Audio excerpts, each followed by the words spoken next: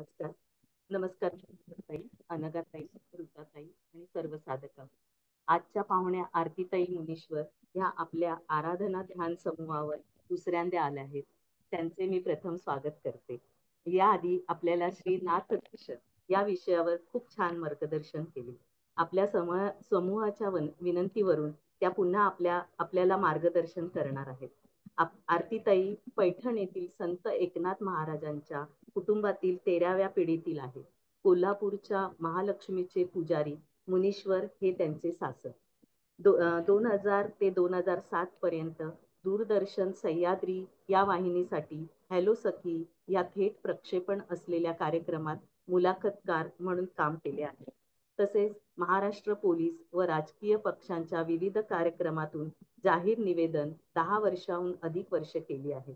अभिनय क्षेत्रात 1994 पासून स्त्रियांवरील अत्याचार, 2017 मध्ये आनंदीबाई एक व्यथा, 2019 पासून तेजोशलाका द्रौपदी, 2020 पासून लोकराज्ञी अहिल्याबाई होळकर, 2021 पासून राजमाता जिजाऊ या विषयांवर एकपात्री प्रयोग करत आहे. या चारही एकपात्री प्रयोगाची संहिता, लेखन, वेशभूषा व अभिनय स्वरचित आहे. याची मध्य प्रदेश व गुजरात मधील वृत्तपत्रांनी दखल घेतली आहे. त्यांना विविध क्षेत्रात पुरस्कार मिळाले आहेत. अशा या अनेक आघाडीवर यशस्वीपणे अविरत काम करणाऱ्या आरतीताई आज आपल्याशी संत मुक्ताई यांच्याविषयी संवाद साधणार आहे. मी आरतीताईंना विनंती करते की त्यांनी आपला संवाद सुरू करावा. धन्यवाद ताई. नमस्कार. वक्रतुंड महाकाय सूर्यकोटी समप्रभ निर्विघ्नं कुरु मे देवो सर्वकार्येषु सर्वदा. नमस्ते शारदे देवी सरस्वती मतिप्रदे वसत्वमं जिह्वाग्रे सर्वविद्याप्रदे भव. सर्वमंगलमांगल्ये शिवे सर्वार्थसाधिके शरण्ये त्र्यंबके गौरी नारायणी नमोस्तुते. गुरुर्ब्रह्मा गुरुर्विष्णू गुरुर्देवो महेश्वरा गुरु साक्षात परब्रह्म तस्मै श्री गुरवे नमः. आता सुरू असलेल्या नवरात्रीच्या सगळ्या या माझ्या समूहावर उपस्थित असलेल्यांना मी हार्दिक शुभेच्छा देते. आज आहे चौथी माळ आणि आपण सर्वत्र देवीचं देवी तत्व अनुभवत आहोत, देवीची पूजा करत आहोत आणि त्यामुळे आपल्यामधली जी आंतरिक शक्ती, स्त्री शक्ती आहे ती जागृत करण्याचा आपण प्रयत्न करत आहोत. परंतु या स्त्री शक्तीच्या आद्य ज्या प्रणेत्या आहेत त्यांच्याबद्दलचं सुद्धा स्मरण आपल्याला करायला पाहिजे. आणि म्हणून नवरात्रीच्या पहिल्या दिवशी ज्यांचा जन्म झालेला आहे घटस्थापनेच्या दिवशी त्या मुक्ताबाईंना सर्वप्रथम आपण शतशः नमस्कार करू आणि भगवती स्वरूप असलेल्या तुम्ही सगळ्याजणी तुमच्यातल्या या भगवतीला मी मनापासून नमस्कार करते. आणि आता या आपल्या आजच्या संत मुक्ताबाई, ब्रह्मचित्कला संत मुक्ताबाई असं म्हणता येईल. आता ह्याच्यामध्ये जगत्रय जननी मुक्ताबाई माते कृपा करी वरद हस्ते मजवरी. जगाच्या उद्धारा तुमचा अवतार पावन हे साचार मूढजन. मुक्तपणे मुक्त श्रेष्ठपणे श्रेष्ठ सर्वत्र वरिष्ठ मुक्ताबाई. आता बघा आपण वारकरी संप्रदायामध्ये निवृत्ती ज्ञानदेव सोपान मुक्ताबाई एकनाथ नामदेव तुकाराम म्हणजे या सगळ्या संत मंडळींमध्ये मुक्ताबाईंचं नाव आदराने घेतलेलं जातं. त्याचं कारणही असं आहे की आपल्या अल्प आयुष्यामध्ये जास्तीत जास्त मूढ जनांना आत्मज्ञानाची जाणीव करून देणारी अशी ही ब्रह्मचित्कला मुक्ताबाई. आपल्याला ज्ञानेश्वरांचं चरित्र माहिती आहे. ज्ञानेश्वरांच्या चरित्रामधून मुक्ताबाईंचं चरित्र वेगळं करताना आपल्याला ठराविकच गोष्टी माहिती होत्या की त्यांनी ज्ञानेश्वरांच्या पाठीवर मांडे भाजलेले आहेत. मग त्या व्यतिरिक्तची मुक्ताबाई कोणती? तर ताटीचे अभंग म्हणणारी, ताटीचे अभंग म्हणून ज्ञानेश्वरांना कार्यप्रवृत्त करणारी अशी मुक्ताबाई. पण त्याही व्यतिरिक्त तिचं चरित्र जाणून घेण्यासारखं आहे आणि म्हणून घटस्थापनेच्या निमित्ताने आज आपण या आदित्रय जननी मुक्ताबाई हिचं आपण आज स्मरण करणार आहोत. मुक्ताबाई नमो त्रिभुवनी आदित्रय जननी. आता ही आदित्रय जननी कशी आहे?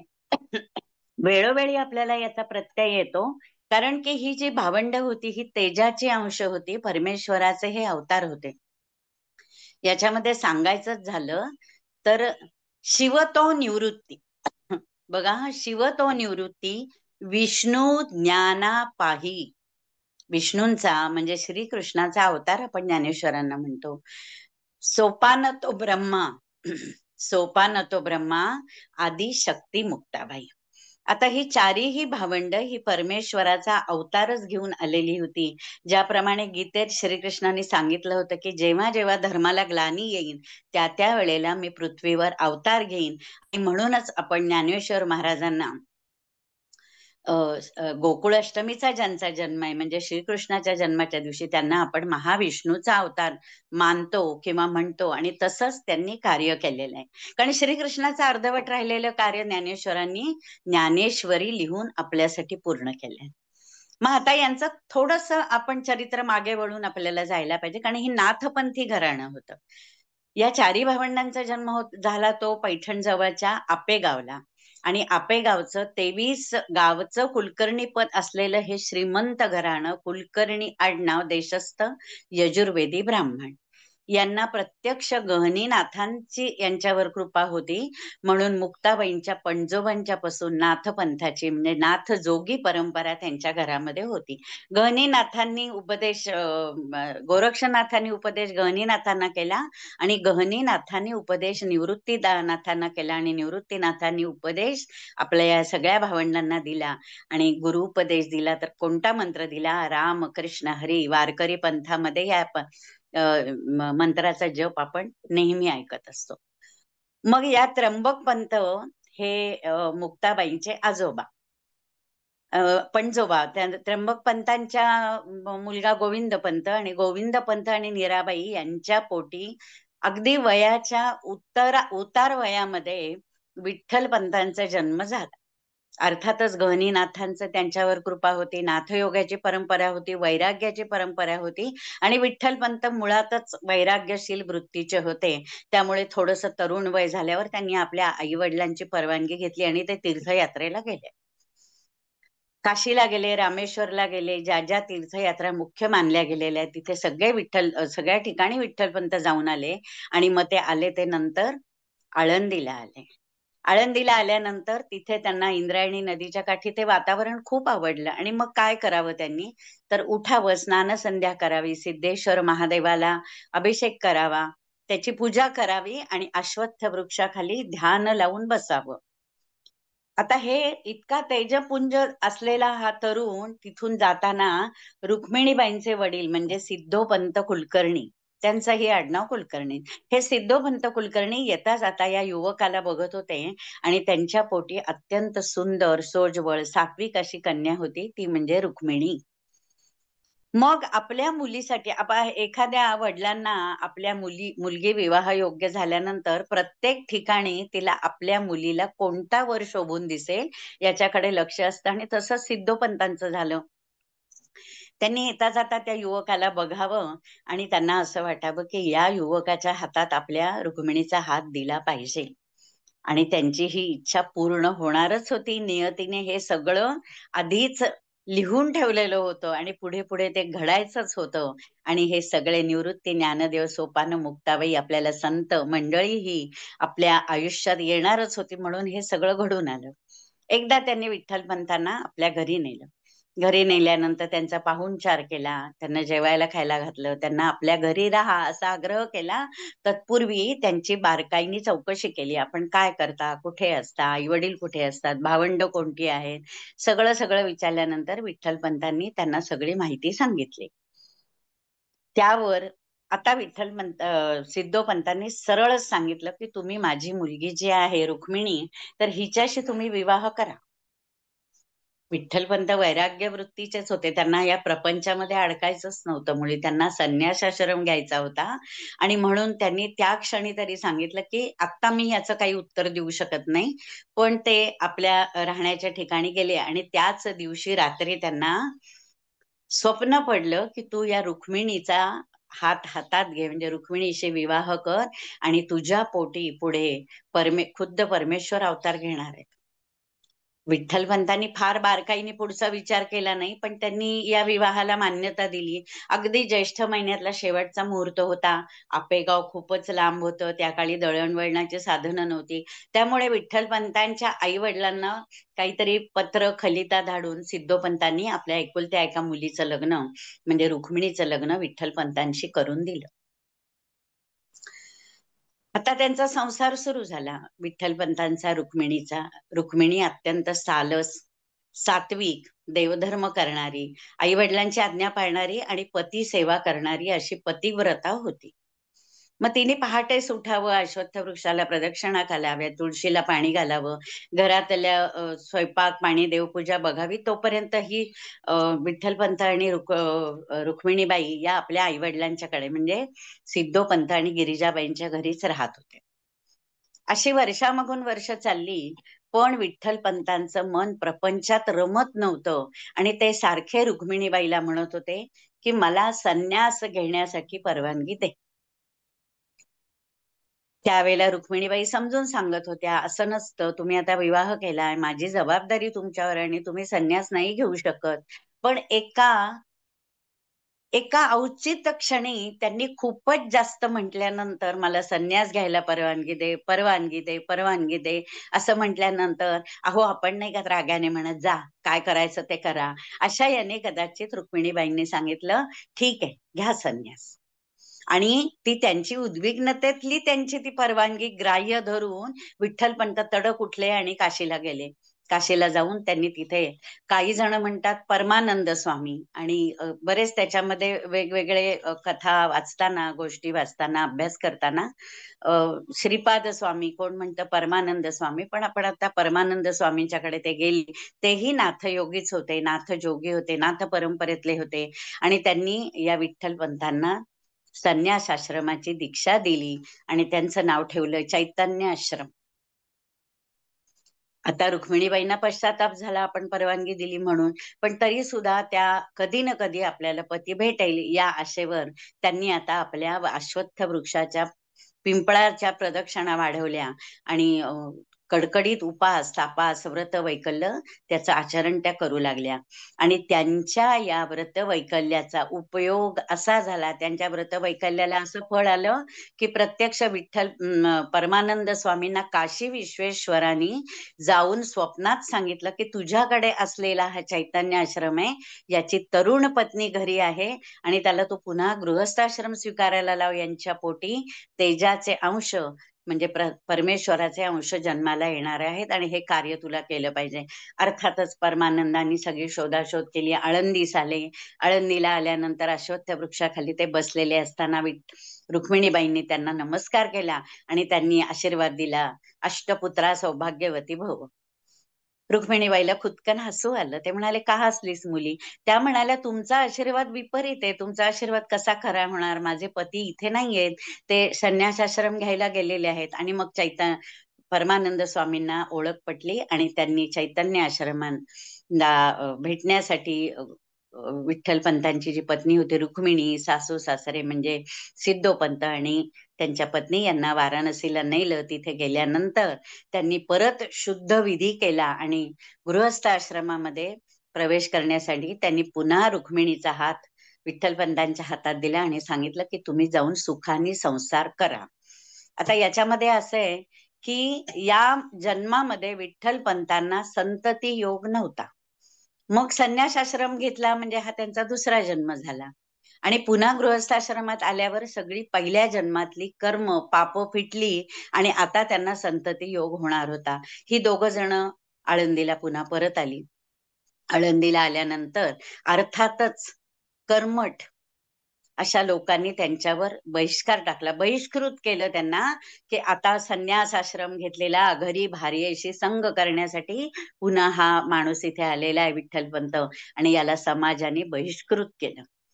म्हणजे त्यांना कोणी आपल्या जवळ तिथे राहू देना, चांभारांनी त्यांना जोडा देऊ नये, शिंप्यानी त्यांचा सदरा शिवू नये, न्हाव्यांनी त्यांची श्मश्रू हजामत करू नये, अशा पद्धतीने सगळ्यांनी त्यांना वाळीत टाकलं. आणि मग आपल्या सासू सासऱ्यांना आपल्यामुळे त्रास नको म्हणून विठ्ठल पंतांनी सिद्ध बेटावर आपली एक छोटीशी झोपडी बांधली आणि तिथे दोघ जण पती पत्नी राहू लागले.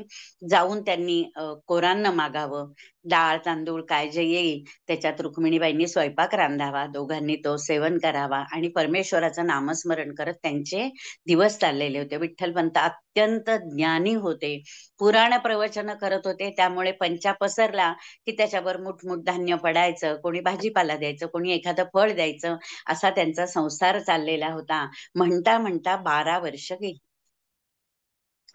आता पुन्हा विठ्ठलपंतांना वाटत होतं की ज्याच्यासाठी आपण अट्टहास केला ते आपल्या वंश पुढे वाढायचं तर चिन्ह दिसत नाही, पण 12 वर्षाची तपश्चर्या फळाला आली आणि पहिल्यांदा जन्म झाला तो निवृत्तीनाथांचा. त्यावेळेला विठ्ठलपंतांचं वय होतं 46 वर्षाचं आणि पहिल्यांदा निवृत्तीनाथ जन्माला आले. 2 वर्षांनी ज्ञानदेव जन्माला आले, 2 वर्षांनी सोपानदेव जन्माला आले आणि मग ही धाकटी मुक्ता सुद्धा जन्माला आली. घटस्थापनेच्या दिवशी शुक्रवारी दुपारी 12 वाजता पाऊस पडायला लागला. अचानक मोठा विजेचा लोळ आला आणि इकडे रुक्मिणीबाई बाळंत झाल्या. आणि काय झालं,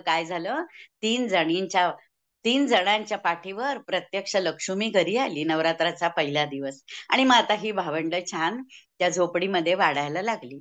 आता त्यांच्या बाललीला बघत असताना या दोन्ही पती पत्नींना अतिशय आनंद होत होता. त्यांची कसलीही तक्रार नव्हती, आम्हाला बहिष्कृत केलंय किंवा काय, त्याचा त्यांना काही विशेषचा फरकच पडत नव्हता. कारण त्यांच्या घरात असलेल्या पोथ्या पुराण याच्यातून ते ज्ञान मिळवत होते, एकमेकांशी चर्चा करत होते. विठ्ठलपंत त्यांना सगळं आपल्या जवळचं ज्ञान शिकवत होते, वेद शिकवत होते, व्यासंग देत होते. आणि अशा प्रकारे ही सगळी 5 जणांचं कुटुंब अत्यंत आनंदात तिथे राहत होतं. बघता बघता आता या मुलांची वय म्हणजे निवृत्तीनाथांचं आणि ज्ञानेश्वरांचं वय झालं ते मौंजी बंधनाचं. आता यांना मौंजी बंधन केल्याशिवाय ब्राह्मण्य मिळणार नाही, ब्राह्मणांचे अधिकार मिळणार नाहीत, वेद पठन करण्याचे अधिकार मिळणार नाहीत. म्हणून यांचं उपनयन केलं पाहिजे, म्हणजे यांचं मौंजी बंधन केलं पाहिजे, मुंज केली पाहिजे, असं विठ्ठलपंतांना वाटलं. आणि मग विठ्ठलपंतांनी ब्राह्मणांच्याकडे गेल्या, ब्रह्मवृंदांच्याकडे, आणि त्यांना सांगितलं तुम्ही शुद्ध करून घ्या, म्हणजे माझ्या मुलांची मुंज करता येईल आणि मग त्यांना ज्ञान ग्रहण करता येईल, ज्ञान देता येईल दुसऱ्याला. पण हे व्हायचं नव्हतंच. आळंदीच्या ब्राह्मणांना पूर्वी कधी संन्यास घेतलेल्यांनी गृहस्थाश्रम स्वीकारलेला माहितीच नव्हतं, त्यामुळे त्यांनी नकार दिला. त्यांनी सांगितलं की शास्त्रामध्ये याला काही आधार नाहीये आणि जर तुम्हाला प्रायश्चित्तच घ्यायचंय, तुमच्या मुलांना ब्राह्मण करून घ्यावं असं वाटत असेल, तर तुम्ही काय करा, तर तुम्ही देहांत प्रायश्चित्त घ्या. आता देहांत प्रायश्चित्त सुद्धा कोणत्याही शास्त्रात लिहिलेलं नव्हतं, ते फक्त व्यभिचार्यासाठी होतं. हे थोडी ना व्यभिचारी होते, संत होते, संत पुरुष होते, पण त्यांच्याही वाट्याला या अवहेलना आल्या. आणि मग त्यांनी ठरवलं ठीक आहे, आपण देहांत प्रायश्चित्त घेतल्यानंतर का होईना आपल्या मुलांना समाज आपलंसं करेल. म्हणून त्या भाबड्या दोन्ही पती पत्नींनी ठरवलं की प्रयागात जाऊन आपले देह गंगाय स्वाहा म्हणून अर्पण करायचे. पण ते उठले आणि गेले असं नाही, तर त्यांनी आपल्या 4ही मुलांना समोर बसवलं. निवृत्तीनाथ, ज्ञानदेव, सोपान आणि अवघी 4 वर्षाची असलेली ही धाकटी मुक्ता. त्यांनी आपल्या मुलांना सांगितलं, आपल्या घराण्यामध्ये वारीची परंपरा आहे, विठ्ठलाची परंपरा आहे, कृष्ण भक्तीची परंपरा आहे. तेव्हा तुम्ही हे सगळं याचं परंपरा या तुम्ही पाळा. कुणाच्यात मिसळू नका, लोकांशी वाद घालू नका. आणि संन्यासाची मुलं म्हटली तरी आता आम्ही देहांत प्रायश्चित्त घेतल्यावर तुम्हाला ब्राह्मणांमध्ये घेतलं जाईल आणि तुम्ही पुढचं आयुष्य अत्यंत आनंदाने घालवा. किती हा भाबडेपणा होता. ही धाकटी मुक्ता 4 वर्षाची, दुधाचे दात पडलेले नव्हते अजून. सगळ्यांनी सांगितल्यावर निवृत्तीनाथांना वाईट वाटलं. ज्ञानदेवांच्या डोळ्यातून अश्रू यायला लागले. सोपान मात्र स्तब्ध झाले आणि ही धाकटी मुक्ता मोठे मोठे डोळे करून आपल्या आईकडे बघत राहिली. आईने सांगितलं, निवृत्तीनाथा, या मुक्तेचे आई आणि बाबा दोन्ही आता तूच आहे. हिला सांभाळ. ही रडली तर हिची समजूत काढ, हिला रागवू नका रे कोणी, फार भाबडी पण तितकीच मनाने कणखर असलेली ही मुक्ता आहे. अबोध होती मुक्ता, पण जणू तिला काही माहितीच होतं की हे सगळं पुढे घडणार आहे, म्हणून ती शांतपणाने बसलेली होती. रात्री आपल्याला दूध भाताचे घास भरवणारी आई पहाट झाल्यानंतर आपल्याला दिसणार नाही, हे सुद्धा त्या मुक्तेला कळलं असेल का? देहांत प्रायश्चित्त म्हणजे काय हे कळलं असेल का? मृत्यू म्हणजे काय हे तरी कळलं असेल का? पण हे सगळं ज्ञानच घेऊन मुक्ताबाई जन्माला आलेल्या होत्या. त्या कधीच साधक नव्हत्या, त्या सिद्ध म्हणूनच जन्माला आलेल्या होत्या. आदित्रय जननी मुक्ताबाई. आणि मग एका पहाटेस या दोघांनी आपल्या मुलांच्या डोक्यावरनं हात फिरवले. फाटकी वाकळ मुक्तेच्या अंगावर घातली, तिच्या केसांवरनं हात फिरवला, तिचे खूप मुखे घेतले, पापे घेतले आणि विठ्ठल पंतांची पत्नी रुक्मिणीबाई म्हणाल्या, बाळांनो, तुमची आई कठोर नाही रे तुम्हाला सोडून जाण्या इतकी, कठोर आहे तो हा समाज आणि या समाजाचे नियम, याच्यासाठी आम्हाला तुम्हाला सोडून जावं लागतं. आणि दोघांनी घर सोडलं. झडझडा जाती मागे वळून न पाहती. तेवढ्यात गहनीनाथ चिमटा वाजवत अल्लख निरंजन म्हणून त्यांच्या दारात आले आणि त्यांनी सांगितलं, बाई तुम्ही काहीही काळजी करू नका, ज्यांची तुम्ही काळजी करत आहात तेच सगळ्या जगाची काळजी घेणारे आहेत, त्यामुळे आता तुम्ही शांतपणाने तुमच्या पुढच्या प्रवासाला जा. आणि गहनीनाथांनी निवृत्तीनाथाच्या डोक्यावर हात ठेवून त्यांना गुरुपदेश करून त्यांना सांगितलं की हाच गुरुपदेश तो तुझ्या धाकट्या भावंडांना दे. आणि म्हणून या तिन्ही भावंडांचे गुरु कोण होते? तर निवृत्तीनाथ होते. आता जरी देहांत प्रायश्चित्त घेतलेलं असलं तरी पुन्हा आळंदीच्या लोकांनी सांगितलं, तरी सुद्धा तुम्ही पैठणात जा आणि पैठणहून शुद्धीपत्र घेऊन या. आताच्या भाषेत कास्ट सर्टिफिकेट पाहिजे की हो. मग पैठणात जाऊन शुद्धीपत्र घेऊन आल्यानंतरच आम्ही तुम्हाला ब्राह्मण म्हणून आम्ही तुमचा स्वीकार करू. खरं तर निवृत्तीनाथांना हे मान्यच नव्हतं. ते म्हणाले, काही नाही, ज्याच्यासाठी आपण ब्राह्मण होणार आहोत, ज्याच्यासाठी आपल्याला हे ब्रह्मवृंद आपलेसं करणार आहे, ते ज्ञान आपल्याकडे आहेच आहे. पण ज्ञानेश्वर म्हणाले की लौकिक अर्थासाठी काही गोष्टी समाजासाठी कराव्या लागतात निवृत्ती दादा, आणि आपण आता पैठणला जाऊ, पैठणहून शुद्धीपत्र घेऊन येऊ. अशी ही चारी भवंड पैठणला आली. त्यांच्या वडिलांचे मामा तिथं होते, कृष्णाजी पंत देवकुळे. त्यांनी ब्रह्मवृंदांची सभा बोलवण्याचं ठरवलं आणि या चारी भावंडांच्या समोर या ब्रह्मवृंदांच्या त्यांनी परीक्षा घेतली. आधीच निवृत्तीनाथांनी मुक्ताबाईला सांगितलेलं होतं, मुक्ताबाई, कितीही जरी तुम्हाला पटलं नाही तरी सुद्धा तिथे ब्राह्मणांच्या पुढे, द्विजांच्या पुढे आपण उलट उत्तर द्यायचं नाही, कोणताही प्रश्न विचारायची नाही. मुक्ताबाई सनकांडी लावले देशोधडी अवघे संतजन. सनकांडी, सनकांडी म्हणजे एवढीशी काडी जी पूर्ण जंगलाला सुद्धा वणवा लावू शकते, अशी मुक्ताबाईची स्वभावाचा भाग होता त्यांच्या. पण तरी सुद्धा आपल्या दादाची आज्ञा म्हणून मुक्ताबाई मोठ्या डोळ्यांनी नुसतं त्या ब्रह्मवृंदांच्याकडे बघत होता. अर्थात आपल्याला ही गोष्ट माहिती आहे की ज्ञानेश्वरांना त्यांनी सांगितलं की तुझा आणि याचा आत्मा एक आहे, तर रेड्याच्या पाठीवर दोन बांबू मारल्याबरोबर ज्ञानेश्वर महाराजांच्या पाठीवर वळ उमटले. आणि ज्या वेळेला तुझा आणि या रेड्याचा आत्मा एकच आहे, तर मग रेड्याच्या तोंडून वेद वद वाहून दाखवा, असं ज्ञानेश्वरांना सांगितलं. ते म्हणाले की द्विजांची आज्ञा आहे आणि द्विजांची आज्ञा पूर्ण करणं माझं कर्तव्य आहे.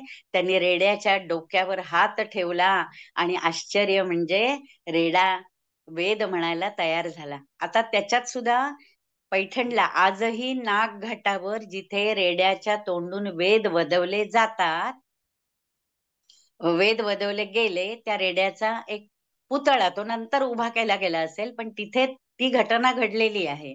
आणि मग रेड्याच्या तोंडातून वेद वदवताना रेड्याने विचारलं की कोणते वेद म्हणायचे? मला चारी वेद पाठ आहेत. आणि मग त्यांनी ओंकार, प्रणवाचा ओंकार केला आणि रेडा दिवसभर वेद म्हणतच राहिला.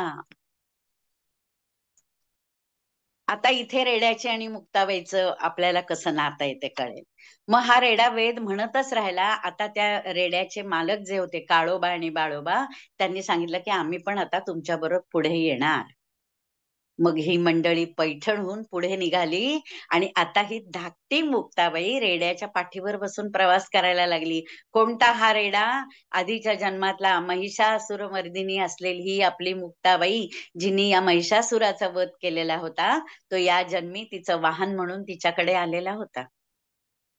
आणि मग रेड्यावर बसून ही मुक्ताबाई मजेत त्यांचा प्रवास चालला. आता ही मंडळी पैठणहून शुद्धीपत्र त्यांनी घेतलं. पैठणच्या ब्राह्मणांनी शुद्धीपत्र कसं दिलं, तर त्यांनी असं दिलं की यांच्यासारखे ब्राह्मण आम्ही बघितले नाहीत, परंतु यांनी मुंज करावी किंवा नाही करू याचा काहीही उल्लेख केला नाही. उलट त्यांना असं सांगितलं की तुम्ही चांडाळापासून सगळ्यांना नमस्कार करायचा, परमेश्वराचं नामस्मरण करायचं आणि आयुष्य पुढे न्यायचं.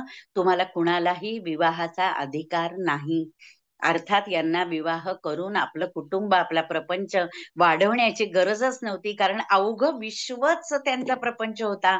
अहो, आपल्या ज्ञानेश्वर महाराजांनी म्हणून तर विश्वासाठी आर्त त्यांनी पसायदान मागितलेलं आहे. आपल्यासारख्या प्रापंचिक माणसाला दुसऱ्या माणसाचं चांगलं सुद्धा किती मागता येईल मला माहिती नाही, पण अवघ्या या सगळ्या जनांचं, मूढ जनांचं अहंकार दूर करणं, त्यांना आत्मबोध करून देणं, हे सगळं काम त्यांना करायचं होतं. आणि म्हणून त्यांनी कोणीही लग्न कार्याचा विचार केला नाही. आणि आता ही भावंड पुढे गेली. पुढे गेल्यानंतर त्यांना लागलं नेवासा, जिथे ज्ञानेश्वर महाराजांनी पैस खांबाच्या तिथे बसून ज्ञानेश्वरी लिहिलेली आहे. आणि पुढे गेल्यानंतर सोनई ब्राह्मणीला त्यांनी अमृतानुभव लिहिलेला आहे. आता हा रेडा त्यांच्या बरोबरच होता, परंतु या रेड्याला किती दिवस आपण पुढे न्यायचं. आणि आता त्याचं जे कार्य होतं, त्याला जे वेद म्हणायचे होते, ब्राह्मणांच्या पुढे चमत्कार करून दाखवायचा होता, ते त्याचं झालेलं आहे. जन्माला आलेल्याचं काम म्हणून त्यांनी रेड्याला समाधी द्यायचं ठरवलं. आणि आळे गाव जे आहे तिथे त्यांनी ज्ञानेश्वर महाराजांनी रेड्याच्या मस्तकावर हात ठेवला आणि तिथे रेड्याची समाधी आजही आहे. आजही तिथे यात्रा भरते आणि आजही त्या समाधीच्या तिथे रेड्याची जी मूर्ती, प्रतिमा आहे, त्याच्यावर मुक्ताबाईची पावलं आहे. आता ही मंडळी पुढे गेली. नेवास्याला ज्ञानेश्वरी लिहायचं काम करायचं होतं. आणखी त्यांचे अभंग, हरिपाठाचे अभंग, असं सगळं व्हायचं होतं. पण तत्पूर्वी एक घटना घडली की एक ब्राह्मण आला आणि ज्ञानेश्वर महाराज संन्याशाची पोरं सतत असं त्यांना म्हटल्यामुळं, संन्याशाची पोरं ही जो त्यांच्या बद्दलचा एक ग्रह होता, त्यामुळे त्यांचं चेहरा बघणं, त्यांच्याशी बोलणं हे अशुभ आहे, अपशकुने असं मानलं गेलं. आणि मग एके ठिकाणी एक ब्राह्मण आला आणि तो म्हणाला की काय ही संन्याशाची पोरं. उद्विग्नता येत होती हो माणसाला. ज्ञानेश्वरांना फार वाईट वाटायचं की आपण काय या समाजाला त्रास देतो, पण तरी सुद्धा ही चारी भावंड हे सगळं आनंदाने सहन करत होती. आणि वेळोवेळी एकमेकांची साथ होती, एकमेकांची सोबत होती. आणि अत्यंत आनंदाने, म्हणजे चालत असताना त्यांच्या हरिपाठाचे अभंग म्हटले गेलेले आहेत, ज्ञानेश्वरांनी पसायदान रचलेले, तर ते काही असं लिखित स्वरूपात नाही. आज सोपानदेवांना वाटलं तर त्यांनी एखादा अभंग रचावा, त्याच्यावर त्यांनी म्हणावं ज्ञानदादा तुम्ही आता काहीतरी बोला, मुक्ताबाईस काहीतरी म्हणावं, निवृत्तीनाथांनी आपले अभंग म्हणावेत. आणि असं चांगल्या प्रकाराने त्यांचं जो प्रवास आहे तो चाललेला होता. वाटेत त्यांना पुणतांबा लागलं. पुणतांबा लागल्यानंतर तिथे एका पटांगणामध्ये बरीच प्रेत ठेवलेली होती आणि त्याच्यावर काहीतरी मसाल्याची तेल लावलेली होती, काहीतरी लिंबाचा पाला घातलेला होता. आणि प्रत्येक प्रेताजवळ चिंताग्रस्त अवस्थेमध्ये एक एक नातेवाईक बसलेला होता. मुक्ताबाई आता थोड्या मोठ्या झालेल्या होत्या आणि त्यांना आश्चर्य वाटलं, या पटांगणामध्ये एवढी सारी प्रेत ही कशासाठी ठेवलेली असतील. त्यातल्या एकाला त्यांनी विचारलं, ही प्रेत इथे का ठेवलेली आहेत? तर त्यांनी सांगितलं की इथे चांगदेव नावाचे एक हठयोगी आहेत आणि ते दर 100 वर्षांनी पुन्हा जन्म मिळावा, म्हणजे मृत्यू येऊ नये म्हणून समाधी लावून बसतात. आणि समाधी उतरल्यानंतर त्यांना अशी सिद्धी प्राप्त होते की या अनेक मृत झालेल्या व्यक्तीमधलं एखादं नाव ते घेतात आणि मग ते नाव घेतलेला तो माणूस पुन्हा जिवंत होतो आणि पुन्हा तो जगतो. मुक्ताबाईला फार आश्चर्य वाटलं. यांना दहनच केलं नाही, अशीच ही प्रेत ठेवली, तर यांना पुढचा जन्म मिळणार कसा? असा त्यांना प्रश्न पडल्यावर त्यांनी ज्ञानेश्वर महाराजांना काहीतरी विचारलं आणि त्या गावातल्या त्या चांगदेवाच्या शिष्याला विचारलं, अजून किती दिवस आहेत चांगदेवांची समाधी मोडायला? त्याने सांगितलं, अजून 2 मास तरी लागतील. अरे बापरे! तोपर्यंत तुम्ही ही प्रेतं घेऊन इथे बसणार. आपण असं करूया का, मी ही सगळी प्रेतं एकत्र आणा आणि मी ही प्रेतं जिवंत करू? केवढा आनंद झाला हो सगळ्यांना. ही कोण एवढीशी चिमुरडी परकरी पोर आणि आता ही प्रेतं जिवंत करणार. तर त्यांनी ते प्रेतं तिथे ठेवल्यानंतर ज्ञानेश्वर महाराजांनी मुक्ताबाईच्या कानामध्ये संजीवनी मंत्र सांगितला आणि मुक्ताबाईंनी काय केलं, की तिथे एक मेलेल्या कुत्र्याचं हाड पडलेलं होतं. ते हाड हातात घेतलं आणि त्यांनी संजीवनी मंत्र म्हणून त्या सगळ्या प्रेतांच्या वरनं जेव्हा ते हाड फिरवलं, त्यावेळेला जणू काय सगळी झोपेतनं उठल्यासारखी उठली. कोणी आपल्या धोतराचा कासोटा घालतंय, कोणी अंगरख्याचे बंद बांधतंय, कुणीतरी पागोटं बांधतंय. असं करून सगळी ही प्रेतं पूर्ण मृत झालेली माणसं जिवंत झाली आणि ज्यानी त्यांनी प्रत्येकाने या आदिशक्ती मुक्ताबाईचा, आईसाहेबांचा जय जयकार असो म्हणून या मुक्ताबाईचा जय जयकार केला. आता इथे आपण असं म्हणू शकतो, याला शास्त्राचा आधार किंवा काही नाही, पण माझा अभ्यास करताना असं माझ्या मनात आलं, की ही प्रेतं म्हणजे मृत झालेला समाज होता. झोपलेला, निद्रिस्त झालेला समाज होता आणि त्याला उठवण्याचं काम हे मुक्ताबाईंनी केलं. आपलं जे आंतरिक ज्ञान लोकांना देताना चमत्काराशिवाय नमस्कार नाही हे त्यांनी जाणलेलं होतं आणि मग असा चमत्कार त्यांनी केला. हा चमत्कार त्यांनी केला म्हणण्यापेक्षा त्यांच्यातले प्रत्येक चमत्कार हे परमेश्वराने त्यांच्यासाठी केलेले आहेत आणि म्हणून आपण असं म्हणू शकतो, की या निद्रिस्त समाजाला मुक्ताबाईंनी जागृत केलं आणि आता ही मंडळी पुढे निघाली. चांगदेव उठले समाधीतून. चांगदेवांचं समाधी उत्थापन झाल्यानंतर त्यांनी बघितलं तर एकही प्रेत नाही. त्यांना खूप आश्चर्य वाटलं, असं कसं झालं असेल? म्हणून त्यांनी आपल्या शिष्याला विचारलं. शिष्य म्हणाला, की कोणीतरी 4 मुलं आली होती. भाषेत सांगायचं झालं मराठवाड्याच्या, तर 4 पोट्टी इकडं आली होती आणि त्यातल्या एका पोट्टीनं ही सारी प्रेतं जिवंत केलेली आहेत. चांगदेवांनी समाधी लावली आणि त्यांना समाधीमध्ये ही 4ही भावंड दिसली. आता चांगदेवांचा संप्रदाय किंवा त्यांचं महत्वच मेलेल्या माणसांना उठवणं याच्यावर तर आधारित होतं. आता त्यांच्या संप्रदायाला थोडासा धक्का लागणार होता. हे चांगदेव म्हणजे शापित असे मरुद्गण होते. 1400 वर्ष जगलेले होते. प्रत्येक 100 वर्षांनी मृत्यू आल्यानंतर ते समाधी लावत आणि पुन्हा काळावर विजय मिळून पुन्हा तरुण होत आणि पुन्हा 100 वर्ष जगत. असे 1400 वर्ष चांगदेव जगलेले होते. आणि मृत्यूला घाबरणारी मंडळी, आपण घाबरतो कशाला सगळ्यात जास्त, तर मृत्यूला घाबरतो आणि म्हणून त्यांचा संप्रदाय हजारोनी वाढलेला होता. आता चांगदेवांना वाटलं, की कोण भावंड आहेत, आपण यांना भेटलं पाहिजे. तुम्हाला कल्पना असेल चांगदेव 65 बद्दल आपण ऐकतो. खूप डिटेलमध्ये बोलत गेलं तर आपल्याकडे वेळ कमी आहे, म्हणून मी काही घटना पुढे जाणार आहे याच्यामध्ये. मग चांगदेवांनी ही मंडळी पुणतांब्याहून आळंदीला गेली. आळंदीला गेल्यानंतर ते शुद्धीपत्र त्यांनी दिलं ब्राह्मणांच्या हातात. पण त्यांना त्याचा काही फारसा फरक पडला नाही किंवा त्यांना फार कोणी काही मानलं नाही त्याच्यामध्ये. ठीक आहे, शुद्धीपत्र आणलं, तुम्ही ब्राह्मण आहात असं मान्य केलं असेल. पण पुढे त्याच्यात काही फारशी सुधारणा झाली नाही. मग आता काय झालं, की चांगदेवांना वाटलं या भावंडांना भेटलं पाहिजे. मग भावंडांना भेटायचं तर आत्तासारखं काही साधनच नव्हते ना, WhatsAppवरनं मेसेज करा, फोन करा काय. तर त्यांनी आपल्या शिष्याजवळ एक पत्र द्यायचं ठरवलं, की हे निवृत्तीनाथांच्या हातामध्ये दे आणि मी भेटायला येतो असं त्यांना सांग. हठयोगी 64 कला 14 विद्या ज्ञात असलेले हे चांगदेव मरुदगण, इंद्राकडे असलेले मरुदगण केवळ शापामुळे पृथ्वीवर आले आणि त्याच वेळेला त्यांना उशाप मिळाला होता, की तुझा उद्धार कोण करणार आहे? तर एक कुमारिका तुझा उद्धार करणार. आणि मग अशा पद्धतीने हे चांगदेव आता यायचं असं ठरवलं. मग त्यांनी काय केलं, आपल्या शिष्याजवळ पत्र दिलं. काय लिहावं बरं या पत्रामध्ये?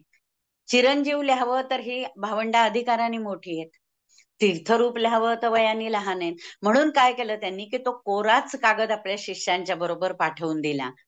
आळंदीला हे शिष्य तो कोरा कागद घेऊन आले. त्यांनी सांगितलं, श्री चांगदेव महाराजांनी हे पत्र तुम्हाला दिलेलं आहे.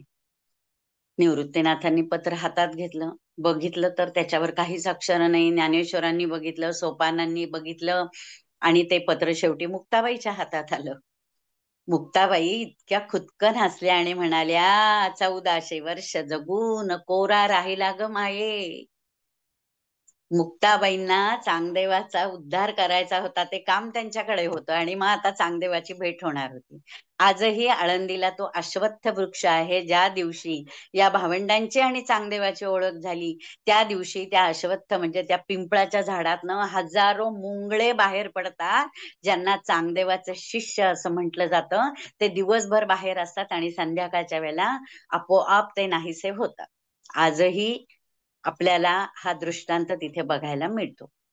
मग चांगदेवांनी काय केलं, तर हातात काळाचं प्रतीक म्हणून साप घेतला, वाघावर बसले आणि शिवाय आकाशातून उड्डाण करत ते यायला लागले. म्हटल्यावर निवृत्तीनाथांना अंतर्ज्ञानाने कळलं, प्रत्यक्ष चांगदेव आपल्याला भेटायला येतात. म्हणजे चांगदेव एकटे नाही आले, हजारो शिष्य, त्याच्यामध्ये पंडित होते, त्याच्यामध्ये भिक्षुक होते, त्याच्यामध्ये पुरोहित होते, सामान्य जन होते, नर्तिका होत्या. सगळ्यांना वाटलं की चांगदेव कुठेतरी चाललेत, म्हणजे अर्थातच महत्वाचे कोणतरी असतील. आणि त्यावेळेला मार्गशीर्ष महिना होता, थंडी पडलेली होती आणि आपल्या झोपडीच्या बाहेर एक पडकी भिंत होती. त्या भिंतीवर ही चारी भावंड सकाळच्या वेळेला मजेत ऊन खात बसलेली होती. त्यांना कळलं आकाशामधून चांगदेव येत आहेत आणि चांगदेवांना हेही कळलं की एका पडक्या भिंतीवर ही चारी भावंड बसलेली आहेत. मग त्यांनी आपल्या ज्ञान सामर्थ्याने एक कृत्रिम नदी तयार केली आणि ती त्या भिंतीवर सोडली की यांचा अहंकार नाहीसा करायचा. ते भिंतच पडली की कुठे हे त्या भिंतीवर नाही येतील. त्यावेळेला मुक्ताबाईंनी सांगितलं, दादा आता आपण या भिंती सगटच चांगदेवांना सामोरं जाऊया. अर्थात त्याचा हेतू असा होता, त्याच्या मागचं म्हणणं असं आहे कथाकारांचं किंवा ज्यांनी चरित्र लिहिले त्यांचं, की मुक्ताबाई आणि या तिन्ही भावंडांना योग सामर्थ्य होतं. त्यामुळे भूगर्भातल्या हालचालींची त्यांना कल्पना होती आणि त्यावेळेला भूगर्भात हालचाल होत होती आणि त्याच्याबरोबर ती भिंत पुढे पुढे सरकत चांगदेवांना सामोरी गेली. चांगदेवांना सामोरे गेल्यानंतर चांगदेवांची त्यांची भेट झाली आणि त्याच वेळेला मुक्ताबाईंनी चांगदेवांचा अहंकार नाहीसा केला. त्यांना सांगितलं की तुम्ही हे मृत्यू जर तुम्ही मृत्यूच पावला नाही तर तुमचा आत्मा, तुमचा पुढचा प्रवास कसा होणार, जे कार्य तुम्हाला पुढे करायचंय, तुम्हाला शापातून मुक्त व्हायचंय, हे कसं होणार. आणि म्हणून चांगदेवांना त्यांनी मुक्त करायचं ठरवलं होतं. मग आता ज्ञानेश्वरांनी 65 ओव्यांचं पत्र त्यांना आधी पाठवलेलं होतं चांगदेवांना, ज्ञानेश्वरांनी. मग त्या 65 ओव्यांचा अर्थ चांगदेवांना कळला नाही, म्हणून मुक्ताबाईंना निवृत्तीनाथांनी सांगितलं की मुक्ते, तू याचा अर्थ त्याला समजून सांग. आणि हे 65 ओव्यांचं पत्र म्हणजे पूर्ण गीतेचं सार होतं. आणि मुक्ताबाईने हे चांगदेवांना सांगितल्यानंतर चांगदेवांनी मुक्ताबाईंना सांगितलं की तुम्ही माझ्या गुरु व्हा. आजपासून मी तुमचा शिष्य आणि तुम्ही माझ्या गुरु. पण अहो आश्चर्य, मुक्ताबाईंचे चांगदेव नुसते शिष्यच नाही झाले, तर मनात असलेलं वात्सल्य, स्त्रीच होत्या शेवटी, मातृत्वाची भावना मनामध्ये असणारच, वात्सल्य मनामध्ये असणारच. आणि त्यांनी मग या चांगदेवाला आपलं बाळ केलं. त्याच्यासाठी अंगाई गीत गायलं, त्याला पाळणा केला त्याचा. आणि 1400 वर्ष जगलेला, सुरकुतलेला देह असलेला, करड्या डोळ्यांचा हा चांगदेव मुक्ताबाईंचं बाळ झालं. निर्गुणाचे डहाळणी पाळणा लावला, त्यात झोपला चांगदेव. आणि त्याचं नाव ठेवलं केशा चांगदेव. म्हणजे केशा चांगदेव, चांगदेव म्हणजे चांगला. अशा रीतीने पहिला अहंकार कोणाचा दूर केला असेल आणि चांगदेवाला सांगितलं की तुझ्याकडे सगळं आहे पण गुरुशिवाय ज्ञान नाही. नाथ पंथामध्ये परमेश्वरापेक्षा सुद्धा गुरुला जास्त महत्व आहे आणि जिथे गुरु नसेल तिथं तुझ्या ज्ञानाला काहीही अर्थ नाही. त्यामुळे तुला गुरु असणं क्रमप्राप्त आहे. आणि म्हणून त्याचं गुरु पण या धाकट्या मुक्तेने स्वीकारलं आणि शेवटपर्यंत चांगदेव मुक्ताबाई जवळ राहिले. त्यांना गुरु तर मानतच होते, पण ते आता त्यांना आई म्हणू लागले. एकदा मुक्ताबाई अंघोळ करत असताना चुकून चांगदेव आतमध्ये आले. तेव्हा थोडी ना अशा बंदिस्त बाथरूम मोऱ्या होत्या, उघडच होतं. आणि ते आले, आल्याबरोबर त्यांना लाज वाटली की मुक्ताबाई आंघोळ करतायत आणि आपण आत गेलो म्हणून ते त्याच पावली परत गेल्यावर मुक्ताबाई म्हणाल्या, हात निगुऱ्या मेल्या. चांगदेव म्हणाले, आईसाहेब तुम्ही मला निगुऱ्या मेल्या का म्हणालात? त्या म्हणाल्या, अरे तुझा आणि माझा आत्मा जर एक आहे, स्त्री पुरुषांचा आत्मा वेगळा वेगळा असतो का? आत्मा सगळ्यांचा एकच असतो. आणि अजूनही तुला कळलेलं नाहीये द्वैत अद्वैत.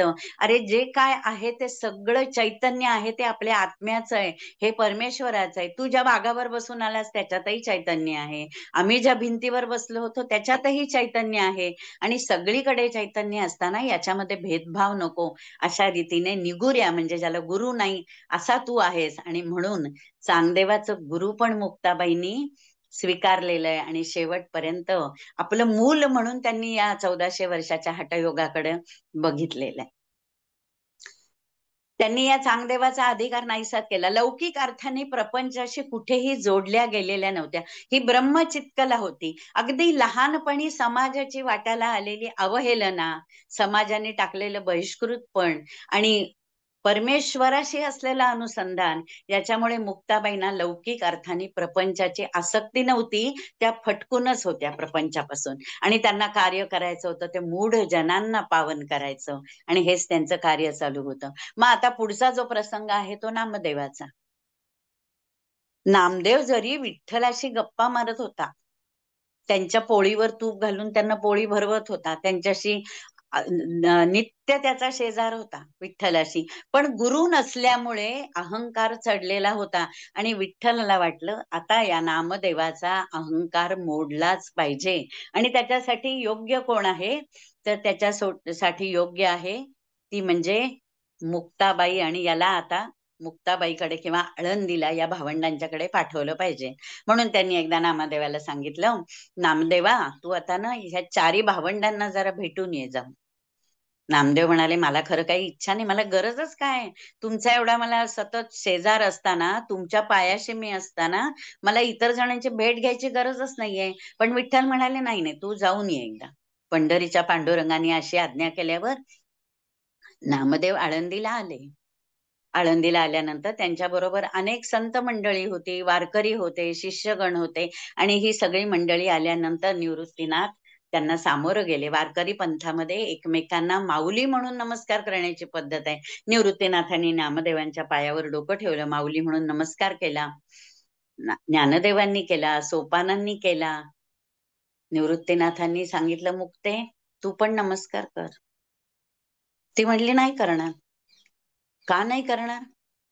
त्यांनी कुठे तुम्हाला नमस्कार केला? वारकरी पंथामध्ये आपण एकमेकांच्या आत्म्यातल्या पांडुरंगाला बघतो. मग इथे यांना हे आत्मज्ञानच नाहीये, तर यांना सारखा देवाचा शेजार असून काय होणार आहे? ती म्हणाली, मला हे काही मान्य नाहीये. त्यामुळे तिने नामदेवांना सांगितलं की मी तुमच्या पाया नाही पडणार. तुम्ही जर माझ्या निवृत्तीनाथांना, माझ्या ज्ञानदेवाला नमस्कार केला तर मी तुमच्या पाया पडीन. अखंड जयाला देवाचा शेजार, कारे अहंकार नाही गेला. मान अपमान वाढविसी देवा, दिवस असता दिवा हाती घेसी. घरी कामधेनू ताक माग जाय, ऐसवा द्वाड आहे जगा माझी. म्हणे मुक्ताबाई जाईन दर्शना, आधी अभिमाना दूर करा. मी तुमचं दर्शन घेणार नाही. आधी तुम्हाला जो अभिमान आहे देवाजवळ राहतो त्याचा, तो दूर केल्याशिवाय मी तुमच्या पाया पडायला येणार नाही. आणि मग नामदेव महाराज तिथे राहिले. त्या दिवशी रात्री सगळी संत मंडळी नामदेव आले म्हणून आलेली होती. आता त्यांचा अहंकारच उतरवायचा होता. मग मुक्ताबाईंनी काय केलं? मुक्ताबाईंनी असं सांगितलं गोरोबा काकांना, गोरोबा कुंभार, सावता माळी, विसोबा खेचर असे अनेक लोक संत मंडळी होती. ती म्हणाली, गोरोबा काका आज आपण जरा या सगळ्यांची मडकी, डोक्याची मडकी, त्यांची भक्ती, त्यांचा भाव कसा आहे, आपण कच्चा आहे का पक्का आहे आज जरा बघूया. तर कसं बघायचं? तर ते म्हणाले, कुंभाराच्याकडे एक धोपटणं असतं. ते धोपटणं मडक्यावर भाजल्यावर टन्न टन्न आवाज आला की ओळखायचं की मडकं भाजलेलं आहे. आणि बदबद आवाज आला की ओळखायचं मडकं अजून कच्चं आहे. त्यामुळे मग नंतर आम्ही ते मडकं पुन्हा भट्टीमध्ये घालून भाजतो. मग मुक्ताबाई म्हणाली, आज आपण तसंच करूया. मग पहिला ते धोपटणं घातलं, निवृत्तीनाथांच्या डोक्यात आवाज आला. ज्ञानेश्वरांच्या डोक्यात घातलं, सोपानांच्या घातलं, जी कोणी शिष्य मंडळी बसली होती सगळ्यांच्या डोक्यात घातलं. आणि शेवटी ज्ञानेश्वरांच्या डोक्यात ते धोपाटणं घातल्याबरोबर नामदेवांच्या डोक्यात धोपाटणं घातल्याबरोबर नामदेव कळवळले आणि आई आई असं म्हणून ओरडत गेले. डोक्याला भलं मोठं टेंगुळ आलं आणि त्यांना खूप राग आला. या मुक्तेचा, एवढीशी चिमुरडी पोर आणि माझ्या डोक्यात धोपाटणं घालून माझं मडकं तपासतीये. पण तिला या कच्च्या भक्ताचा जे रूपांतर करायचं होतं ते परिपक्व असलेल्या भक्तीमध्ये करायचं होतं. त्यांना त्यांच्यातला आत्मबोध जागृत करायचा होता. परमेश्वराची भक्ती, परमेश्वराशी बोलणं म्हणजे सर्वस्व नाही. तुमच्या माझ्या आत्म्यातलं अनुसंधान जेव्हा एकमेकांशी होईल, या सृष्टीतल्या चैतन्याला आपण जेव्हा परमेश्वर मानू, तेव्हाच आपल्याला आत्मबोध होईल याचा पक्का विचार मुक्ताबाईंच्या मनात होता. आणि शेवटपर्यंत आपल्या अभंगामधून, आपल्या कृतीमधून, आपल्या वृत्तीमधून त्यांनी समाजामध्ये पेरला. नामदेव महाराज रागावून विठ्ठलाकडे गेले निघून. विठ्ठल म्हणाले, बरं केलं, तुला जे अहंकार होता तर तो तिने बरोबर उतरवलेला आहे. आता बघा, मुक्ताबाईने बोध खेचर असं केला. खेचराची गोष्ट पुढे येईल. तेने नामयाला बोधी येले. मुक्ताबाईने बोध खेचर असं केला, त्यांनी नामयाला बोधी येले. नाम्याचे कुटुंब, 14 जणांचं कुटुंब, नाम्याचे कुटुंब चांगा वटेश्वर, एका जनार्दनी विस्तार मुक्ताबाईचा. किती मोठमोठे संत तिचे शिष्य झालेले आहेत. म्हणजे तिचा अध्यात्मातला अधिकार केवढा मोठा होता बघा. प्रत्यक्ष आदिमाया असलेली. श्रीमद भागवतातल्या 10व्या स्कंदामध्ये या मुक्ताईची 14 नावं आहेत. योग माया. ज्या वेळेला श्रीकृष्णाचा जन्म झाला आणि श्रीकृष्णाला यशोदेकडे नेऊन ठेवलं आणि यशोदेला झालेली मुलगी जेव्हा देवकीच्या पोटी, देवकीच्या कुशीमध्ये आणून ठेवली, कंसाला वाटलं की ही मुलगी सुद्धा आपला शत्रूच आहे, म्हणून त्यांनी ती उचलली, गरगर फिरवली आणि आपटणार तिचं डोकं. तेवढ्यात हा विजेचा कल्लोळ म्हणजे ही मुक्ताबाई, ही योगमाया आकाशात निघून गेली आणि जाताना सांगून गेली, अरे तुझा शत्रू तो तर गोकुळात वाढतोय. आणि त्याच वेळेला तिने श्रीकृष्णाला वचन दिलं होतं की ज्या ज्या वेळेला तुम्ही इथे या सृष्टीवर जन्म घ्याल, त्या वेळेला मी तुमच्या बरोबर जन्माला येईन. आणि अशी ही योगमाया आली. ब्रह्मचित्कला संत मुक्ताबाई, हिचे अनेक योगमाया म्हणून हिची नावं या भागवतातल्या 10व्या स्कंदातल्या याच्यामध्ये 14 नावं तिची दिलेली आहेत. अशा रीतीने आता तिने नामदेवाचा अहंकार दूर केला. नामदेवाला पटलं, त्यांनी तिचं शिष्यत्व पत्करलं. मनामध्ये आडी होतीच थोडीशी, ती पुढे काही कारणाने आली सुद्धा, पण आता तरी त्यांनी तिचं शिष्यत्व पत्करलेलं आहे. आता चांगदेव झाले, नामदेव झाले. नामदेव सगळ्यात मोठे होते. नामदेव होते म्हणून आपल्याला ज्ञानेश्वर कळले, कारण त्यांनीच ज्ञानेश्वरांचं चरित्र लिहिलेलं आहे. आता विसोबा खेचराचं आपल्याला पुढे त्याची कथा आपल्याला ऐकायला मिळणार आहे. तत्पूर्वी काय झालं की एकदा ज्ञानेश्वर चालले होते भिक्षा मागायला. त्यावेळेला समोरून एक द्विज, एक ब्राह्मण आला आणि त्याने डोक्यावर हात मारला. अरे अरे, या संन्याशाच्या कार्ट्याला बघितलं, आता माझं काही काम होणार नाही. केवढा अपशकुन घडला बघा. विश्वाचे आर्त ज्याच्या मनामध्ये होतं, ज्यांना आपण माऊली म्हणतो, माऊलीचं वात्सल्य ज्याच्या मनामध्ये होतं, अवघ्या विश्वावर वात्सल्याचं पांघरुण घालणारे, अत्यंत कोमल मनाचे, संवेदनशील मनाचे ज्ञानेश्वर त्याच्या त्या वाक्यानी खूप उद्विग्न झाले. खूप वैषम्य वाटलं त्यांना. आणि त्यांनी काय केलं तर त्या सिद्ध बेटातल्या त्या झोपडीमध्ये जाऊन ताटी लावली. ताटी म्हणजे बांबूचं असलेलं एक दार. आणि आतमध्ये जाऊन ते विचार करू लागले की आता याच्यावर आपल्याला काय करता येईल. सोपानांनी भिक्षा आणली, निवृत्तीनाथांनी भिक्षा आणली, मुक्तेने रांधलं आणि आता ज्ञानेश्वरांच्यासाठी जेवणाची वाट बघत बसली. मुक्तेनी फार छान म्हटलेलं आहे बरं का. जेव्हा माय बाप गेले येथून, तेव्हा आम्ही लहान पांडुरंगा. ज्ञानेश्वर सोपान, भिक्षेचे कोरान, निवृत्ती ज्ञानेश्वर कोरान मागती कोरान, आणि सांभाळी मज लागे सोपान. म्हणजे सोपान मला सांभाळत होता आणि निवृत्ती आणि ज्ञानेश्वर कोरान्न मागत होते. कोर अन्न म्हणजे पीठ मीठ तांदूळ असं असलेलं, ज्याच्यामध्ये पोळी, भाकरी, भात वगैरे असं शिजवलेलं अन्न नाही, त्याला कोरान्न म्हणतात. आणि हे कोरान्न मागायला ज्ञानेश्वर बाहेर पडल्यानंतर त्यांनी संतापानी रस्त्यातली चिमूटभर माती घेतली आणि ज्ञानेश्वरांच्या झोळीत टाकली. म्हटल्यावर फार फार वाईट वाटलं ज्ञानेश्वरांना. मग त्यावेळेला ते जेवायला बाहेर येईनात, बाहेर येत नाहीत म्हटल्याबरोबर निवृत्तीनाथांनी हाक मारली, सोपानदेवांनी हाक मारली, तरी सुद्धा ते बाहेर यायला तयार नाहीत. त्यावेळेला ही मुक्ताबाई योगी यांची योगी झाली. आता इथे त्यांचं बहीण भावांचं नातं नाहीये, तर एका योग्यानी दुसऱ्या योग्याला त्याच्या कर्तव्याची जाणीव करून देणारे हे ताटीचे अभंग आहेत. आता बघा, मुंगी उडाली आकाशी हा तर अत्यंत लोकप्रिय. मुक्ताबाईचे सगळे अभंग कूट आहेत, म्हणजे त्याचा अर्थ सांगणं हे माझ्या ज्ञानाच्या आवाक्याच्या बाहेर आहे. परंतु जे काही अभंग तिने लिहिले ते कूट अभंग लिहिले, त्याच्यातनं वेगळे वेगळे अर्थ आपल्याला घेण्यासारखे आहेत अध्यात्मातले. त्यातला एक आहे, योगी पावन मनाचा साही अपराध जनाचा. बघा, योगी पावन मनाचा साही अपराध जनाचा, विश्व झाली या वन्नी संत सुखे व्हावे पाणी. विश्वानी वणवा पेटवला तर संतांनी पाणी होऊन ती आग विझवावी. शब्द शस्त्र झाले क्लेश संती मानावा उपदेश. विश्वपट ब्रह्मदोरा हा विश्वाचा पट आहे आणि आपण त्यातला एक धागा आहोत ज्ञानेश्वरा. मग हा विश्वाचा पट आहे, त्याच्यातलेच आपण असल्यावर कुणी कुणावर रागवायचं, कुठल्या धाग्याने दुसऱ्या धागावर रागवायचं. ताटी उघडा ज्ञानेश्वरा. जर जीभ चावली गेली तर आपण कोणी बत्तीशी पाडतो का? तसंच आहे, जे कोणी तुम्हाला म्हटलेत त्यांना तुम्ही क्षमा करा आणि ताटी उघडून बाहेर या. ज्ञानेश्वरा, तुम्हाला तुमच्या हातून मोठं कार्य व्हायचंय. आणि त्याच्यानंतर ज्ञानेश्वरी लिहिली गेलीये. म्हणजे आज आपण या कृष्ण भक्तीमध्ये ज्ञानेश्वरीच्या रूपाने जे त्याचा आपण पर्जन्य त्यांनी नाहतो, आपण त्याचं मूळ स्त्रोत जर म्हटलं तर या मुक्ताबाई आहेत.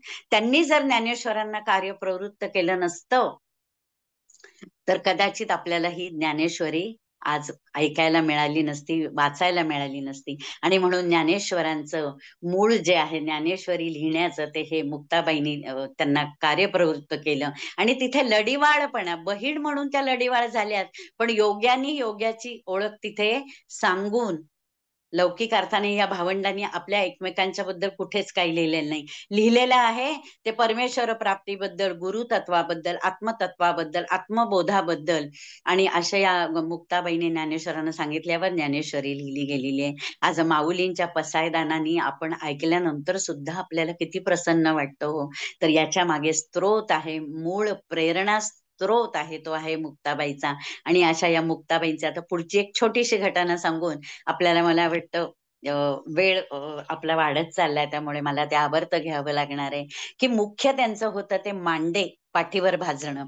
आपण जे म्हणतो ते, की ते मांडे कसे पाठीवर त्यांनी भाजले, तर कोरान्न मिळालं. कोरान्न मिळालं, त्याच्यामध्ये एका त्यांच्या यांनी काय दिलं, ज्यांनी भिक्षा घातली त्यांनी गव्हाचं पीठ दिलं, गूळ दिला, डाळ दिली, तेल दिलं, तूप दिलं. आणि मग आता निवृत्तीनाथांना वाटलं की आपण आता हे मांडे खावेत. अहो, संत झाले तरी शेवटी त्यांना वाटतच होतं ना की मांडे खायला पाहिजेत म्हणून. म्हणून मग त्यांनी मुक्तेला विचारलं, मुक्ते, तुला मांडे करता येतात का ग? ती म्हणाली, हो. मी, अरे, आई मांडे करत होती तेव्हा मी बघत होते किती मांडे करत असताना, दादा मी तुम्हाला छान मांडे करून घालते. तिने सगळी तयारी केली, ते रांधलं, पुरण रांधलं आणि आता त्या मांड्यामध्ये भरून ते भाजायचं. पण त्याच्यासाठी लागतं रांधण. रांधण म्हणजे माठाचा, मोठ्या माठाचा अर्धा असलेला खापराचा भाग, तो चुलीवर उलटा घालायचा. आपण बघतो आता युट्यूबमुळे आपल्याला मांडे कसे करतात ते माहितीये. तर मग ते रांधण आणायला ती कुंभाराकडे नाचत नाचत गेली. आज मांडे खायचे, आज निवृत्ती दादाला मांडे खायचे. परंतु रस्त्यामध्ये विसोबा चाटी हा या भावंडांचा अत्यंत द्वेष करणारा विसोबा चाटी तिथं उभा होता. तो म्हणला, ए कार्टे, कुठं निघालीस ग? मुक्ताबाई म्हणाली, विसोबा काका, आज आम्ही मांडे करणार आहे, आज आम्ही मांडे खाणार आहे. हो का? तुमची काय मांडे खायची योग्यता आहे का? तुला कोण ते रांधण देतो बघतो. म्हणून विसोबा चाटे आधीच काठी घेऊन कुंभाराच्या घरी गेला आणि म्हणाला, काहीही हिला मांडे बिंडे द्यायचे नाही, दिलेस तर तुझं सगळं कुंभाराचं जे साहित्य आहे ते मी फोडून टाकेन. हा गावचा सावकार होता, शिवाय दादागिरी करणारा मोठा प्रतिष्ठित माणूस होता. कुंभाराने घाबरून ते रांधण तिला दिलं नाही, दुसऱ्याही कुंभाराने दिलं नाही. आणि जिने ज्ञानेश्वरांना ज्ञानेश्वरी लिहिण्यासाठी प्रवृत्त केलं, ती मुक्ता मात्र मुळूमुळू रडत घरी आली. मुक्ता घरी आल्यानंतर ज्ञानेश्वरांनी विचारलं, मुक्ते काय झालं? ती म्हणाली, असं असं झालं, रांधण मिळालं नाही. अगं तू माझ्या पाठीवर मांडे भाज. ती म्हणाली, दादा असं पाठीवर कसे मांडे भाजता येतील? तू तयारी तर कर. आणि मग वेधली चित्तवृत्ती निमग्न, नाही देहभान मुक्ताईला. मग ती चित्तवृत्ती तिची निमग्न झाली आणि तिने ठरवलं की आपण आता मांडे यांच्या ज्ञानेश्वरांच्या पाठीवर भाजायचं. तयारी केली. आपण बघतो की त्यांच्या पाठ लाल झालेली आहे, तोंडातनं ज्वाळा निघतायत, डोळे आरक्त झालेले आहेत. आणि अशा यांनी तिने ते मांडे भाजले. मांडे भाजून सगळ्या चारी भावंडांनी ते आनंदाने गप्पा मारत मारत खाल्ले. आणि मग ते हे सगळं विसोबा चाटी बघत होता. विसोबा चाटाला आश्चर्य वाटलं की अरे बाप रे, मी रांधण दिला. आजही आळंदीला मडकी भाजली जात नाही, ती शेजारच्या केळगावला भाजली जातात. आजही हा साक्षात्कार तिथे आहे. आणि मग मांड्यांचं ते जेवण झालं. विसोबा खेचर बघत होता आणि त्यांनी मग काय केलं की त्याला वाटलं ही साधी भावंड नाही. त्यांनी ते झोपडीचं दार उघडलं आणि त्यांच्या ताटातले उष्टे जे मांड्याचे तुकडे होते ते त्यांनी ग्रहण केले. आणि त्यावेळेला मुक्ताबाई म्हणाल्या, काय विसोबा काका, तुम्ही काही खेचर आहात का? म्हणजे भूत आहात का उष्ट माष्ट खायला? त्यावेळेला विसोबा खेचरांनी मुक्ताबाईचे पाय धरले आणि तिला सांगितलं की आजपासून तुम्ही माझे गुरु आहात. आता हेच विसोबा खेचरांनी नामदेवाचा अहंकार दूर केलेला आहे. पण ते वेगळा त्याचा विषय होईल, त्याच्यामध्ये आपल्याला आता सध्या वेळ नाहीये. आणि अशा रीतीने या धाकल्या मुक्ताबाईचे चांगदेवासारखे श्रेष्ठ, नामदेवासारखे श्रेष्ठ, विसोबासारखे श्रेष्ठ संत तिचे शिष्य झालेले आहेत. दीपकलिका धाकुटी परी बहु तेजाने प्रगटी. दीपकलिका धाकटी बहीण, सगळ्यात छोटीशी कृश अशी असलेली परकरी पोर बहु तेजाने ती प्रगटलेली होती. आणि अशा रीतीने तिने या सगळ्या संतांना त्यांचं आत्मस्वरूप जाणवून द्यायचं काम केलेलं आहे. त्यांना आत्मज्ञान द्यायचं काम केलेलं आहे. समाजामधली विषमता दूर करण्याचं काम केलेलं आहे. समता, बंधुभाव, एकत्र, जातपात कुठल्याच संतांनी मानलेली नाहीये. आणि अशा रीतीने मुक्ताबाईचं कार्य आता पुढं संपत आलेलं आहे. ज्ञानेश्वर महाराजांनी आपल्या अवताराची समाप्ती आता करायची ठरवलं आणि त्यांनी आपली समाधी घेण्यासाठी निवृत्तीनाथांची परवानगी घेतली, विठ्ठलाची परवानगी घेतली. त्यापूर्वी एक संत मेळा झाला आळंदीला, इंद्रायणीच्या काठी. सगळे संत जमा झाले आणि त्या संत मेळ्याच्या स्नेह संमेलनाचं सूत्रसंचालन कोणी केलं असेल तर जनाबाईंनी केलं. म्हणून आपण आता सूत्रसंचालिका म्हणतो. सगळ्यात पहिली आद्य सूत्रसंचालिका कोण असेल तर जनाबाई आहे. अशा रीतीने हा संतांचा मेळा आता ज्ञानेश्वरांच्या समाधीच्या तयारीला लागलेला आहे. ज्ञानेश्वरात जाणार म्हटल्यावर मुक्ताबाईला अतिशय वाईट वाटलं. पण हे ती सगळं जाणूनच होती, कारण ही मंडळी काही साधी सुधी नव्हतीच हो. सगळी संतांची मांदियाळी होती. सगळ्यांना आपल्या अवताराची कल्पना होती. आपण इथे कशासाठी आलेलो आहोत, आपल्या आत्मस्वरूपाचं त्यांना भान होतं. आणि म्हणून ही मंडळी आली होती. ज्ञानेश्वर महाराजांनी समाधी घ्यायची म्हटल्यावर मुक्ता त्यांच्या गळ्यामध्ये पडून ज्ञानदादा ज्ञानदादा ज्ञानदादा म्हणून खूप रडली. पण ती यायची ती वेळ आलीच. विठ्ठलानी आणि नामदेवांनी ज्ञानेश्वर महाराजांना सिद्धपेठातल्या त्या नंदीच्या समाधीच्या तिथे नेऊन त्यांना बसवलं. त्यांनी संजीवन समाधी घेतली, ओंकाराचा प्रणवाचा ओंकार केला आणि आपले प्राण पंचतत्वात संजीवन ठेवले. आजही माऊलीच्या समाधीला संजीवनी समाधी म्हणतात, जी कधीही जीवनातून जाणार नाही अशी संजीवनी समाधी. आता ज्ञानेश्वरांची समाधी झाल्यानंतर मुक्ताबाई त्यांच्या समाधीवर डोकं टेकून खूप खूप रडली. 13 दिवस झाले त्यांचं कार्य झालं. लौकिक अर्थाने आपण आता करतो तसं नाही, पण भजन पूजन याचं कार्य झालं. मंडळी, संत मंडळी आपापल्या ठिकाणी गेली. आणि आता ही मंडळी, तिने सांगितलं, निवृत्ती दादा आता आपण पुढे जायचं. 1 महिनाच झाला असेल, 1 मासच झाला असेल. सोपान देव आले होते सासवडला आणि तिथे आल्यानंतर त्यांनी सांगितलं की मी आता इथेच राहणार आहे. मुक्ताबाईने पुन्हा आपल्या या सोपान दादालाही निरोप दिला आणि आता मात्र मुक्ताबाईला आपलं जीवन संपवावंसं वाटायला लागलं आणि तिने निवृत्ती दादांना सांगितलं की आपण आता तापी तीराला जाऊया. तापी तीराला गेल्यानंतर मला तिथे समाधी घ्यायची. ज्ञानदेव गेले तेव्हा कोसळलेली भिंत, वेद झाले रानभरी गोंधळले संत.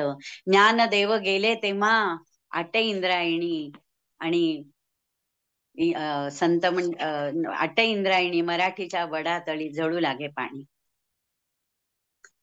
आता तापी नदीच्या म्हणजे मेहुणपुरा, कोथळी विदर्भामध्ये ज्याला म्हणतात, तिथे आता त्यांना जायचं होतं तापी नदीच्या तीरावर आणि तिथे त्यांना समाधी घ्यायची होती. बरोबर सगळी संत मंडळी होती. तिने सांगितलं होतं आपण सगळ्यांनी तीर्थयात्रा करायची. मग तीर्थयात्रा कुठे करायची? तर तापी नदीकडे. मग विठ्ठल, राही, रखमाबाई, जनाबाई, सगळी नामदेव महाराज सगळी मंडळी निघाली आणि आता मात्र मुक्ताबाई शांत झाली. रामकृष्ण हरी याच्या व्यतिरिक्त तिचे ओठ हले नसे झाले. तिने कुणाशीही बोलणं बंद केलं, कुणाकडे काही भाष्य करणं बंद केलं. निवृत्तीनाथांनी एकदा एकांतात विचारलं, आता आपले गमन कोण्या दिनी, आता बघा आपले गमन कोण्या दिनी. तिने सांगितलं की आम्हाला गमन माझं कोण तुम्ही विचारणार? मी कुठून आले नाही, मी कुठे जाणार नाही, मी इथेच राहणार आहे आणि मला फक्त आता तुमच्या दृष्टीआड होणे. आम्हा नाही जाणे येणे, फक्त होणे दृष्टीआड.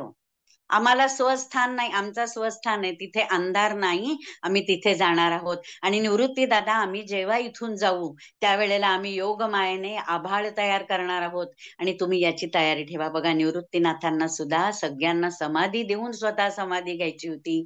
किती दुःख त्यांना झालं असेल. आणि शेवटची समाधी निवृत्तीनाथांची त्र्यंबकेश्वरात आहे. मग तापी नदीच्या तीरावर ही सगळी मंडळी गेली. मुक्ताबाईचा हात जनाबाईंनी धरलेला होता. निवृत्तीनाथांनी सांगितलं मुक्ताबाईला सांभाळा.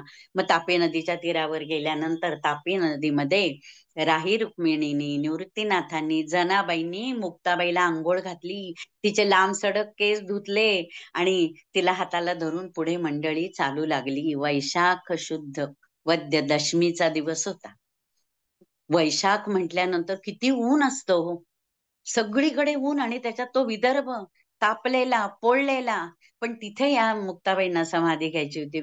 विसर्जन स्वतःच करायचं होतं आणि अचानक मोठं वादळ आलं. पावसाचे थेंब टपाटपा पडायला लागले. इकडं संत मंडळीचे टाळ चिपळ्या सगळं वाजायला लागलं होतं. रामकृष्ण हरी, रामकृष्ण हरी, रामकृष्ण हरी. आणि मातीचे लोटच्या लोट उठायला लागले आणि आकाशामध्ये काळे काळे काळे काळे ढग आले. आजवर असं वातावरण कोणी बघितलेलंच नव्हतं. निवृत्तीनाथांनी ओळखलं की मुक्ताबाई जाण्याची वेळ जवळ आलेली. आणि निवृत्तीनाथ म्हणतायत, जनाबाई मुक्ताईला सांभाळा, मुक्ताईला सांभाळा म्हणे पर्यंत आकाशातून मोठा विजेचा एक लोळ, एक स्त्रोत खाली आला. मुक्ताबाईने हात वरती केले आणि त्या क्षणी त्या विजेच्या लोळाने मुक्ताबाईला आपल्या बरोबर घेऊन आकाशामध्ये प्रयाण केलं. दुसऱ्याच क्षणाला आकाश निरभ्र झालं. माती जिथल्या तिथे गेली. पाऊस थांबला आणि सगळ्यांनी बघतो तर मुक्ताबाई कुठे? आली गेली कैसी आम्हा कळले नाही, कोठे मुक्ताबाई विसर्जली. नामा म्हणे देवा उठवा ऋषीश्वरा, निवृत्तीचे करा समाधान. पूजेली तापी पूजेला सोमेश्वर, उठवले भार वैष्णवांचे. काही कोणावर नाही पडले ओझे, कष्टी निवृत्ती राजे चिंता होती मनी. कुणावर भार पडला नाही, कुठली समाधी बांधावी लागली नाही, कुठली फुलं घालावी लागली नाही, कुठल्या धूप दीप करावा लागलेला नाही. आणि विजेच्या लोळात आजच्या वेळेला जशी जन्माला आली होती आईच्या पोटातून, तशीच ही मुक्ताबाई आपल्या ज्ञानाने, आपल्या अल्प आयुष्यामध्ये आपल्या ज्ञानाने सर्व जग उजळून, सगळं जग उजळून, सगळ्या जनसामान्यांच्यावर आपल्या वात्सल्याचं पांघरून घालून, आपल्या शिष्यांना त्यांच्यातला आत्मज्ञान देऊन आणि आपल्या भावंडांच्या बरोबर कोणतीही आयुष्यात कुरकुर न करता ही मुक्ताबाई विसर्जली. आजही तिचा समाधी दिन होत नाही, तिची पुण्यतिथी होत नाही, तर मुक्ताबाईचा विसर्जन दिन होतो. अंतर्धान पावली, अंतर्धान पावणं म्हणजे काय असतं हे आपल्याला या मुक्ताबाईपासून कळतं. अशी ही मुक्ताबाई तुमच्या माझ्यातल्यासारखी स्त्री, जिला शूद्रापेक्षाही कमी समजलं गेलं, पण तिने ब्रह्मचित्कला मुक्ताबाई म्हणजे ब्रह्माचं ज्ञान जी जन्मताच घेऊन आलेली होती आणि त्या ज्ञानाच्या प्रकाशाने तिने सगळं विश्व उजळून टाकलेलं होतं. अशी ही मुक्ताबाई नवरात्राच्या पहिल्या दिवशीच जन्माला आलेली होती. आणि म्हणून ही आदिशक्ती, जी योगमाया, जिने कृष्णाला वचन दिलेलं होतं की मी पुन्हा जन्माला येईन, कृष्ण म्हणून जन्माला आले ते ज्ञानेश्वर महाराज आणि योगमाया म्हणून जन्माला आली ती अशी ही मुक्ताबाई, ती आजही चिरंजीव आहे. सप्त चिरंजीव जसे आहेत तसेच निवृत्तीनाथांनी मुक्ताईला चिरंजीव केलेला आहे. म्हणून 728 वर्ष मुक्ताबाईंना अंतर्धान पावून झालेली आहे. पण आजही मुक्ताबाई ताटीच्या अभंगातून, ज्ञानेश्वरांची बहीण म्हणून, हरिपाठांचे अभंग गाणारी म्हणून आणि आपल्या अल्प आयुष्यात आपली संत मुक्ताबाई, हा ठसा उमटवून गेलेली मुक्ताबाई, आणि हिच्या चरणी सगळं हे माझं वाणी पुष्प अर्पण करून मी माझ्या वाणीला इथेच विराम देते आणि तुमच्या सगळ्यांचे मी मनापासून आभार मानते. धन्यवाद.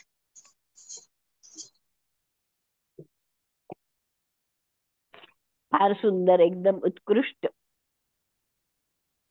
ताई, खूप छान, अप्रतिम, सुंदर. या शब्दांच्या पलीकडे जे म्हणतो ना, या हृदयचे त्या हृदयची, तुम्ही बोलत होत्या, डोळ्यातलं पाणी झरत होतं आणि हृदय भरून आलं होतं. शब्दच नाही.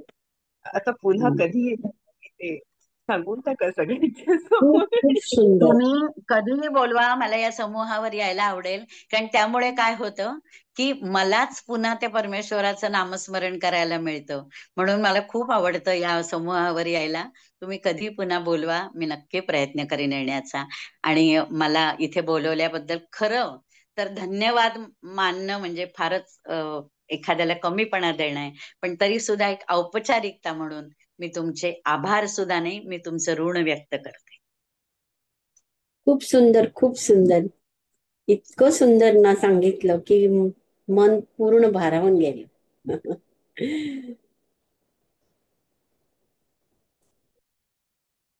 खूप छान, अप्रतिम. सर्व विद्यार्थ्यांना खिळवून ठेवलं एका ठिकाणी.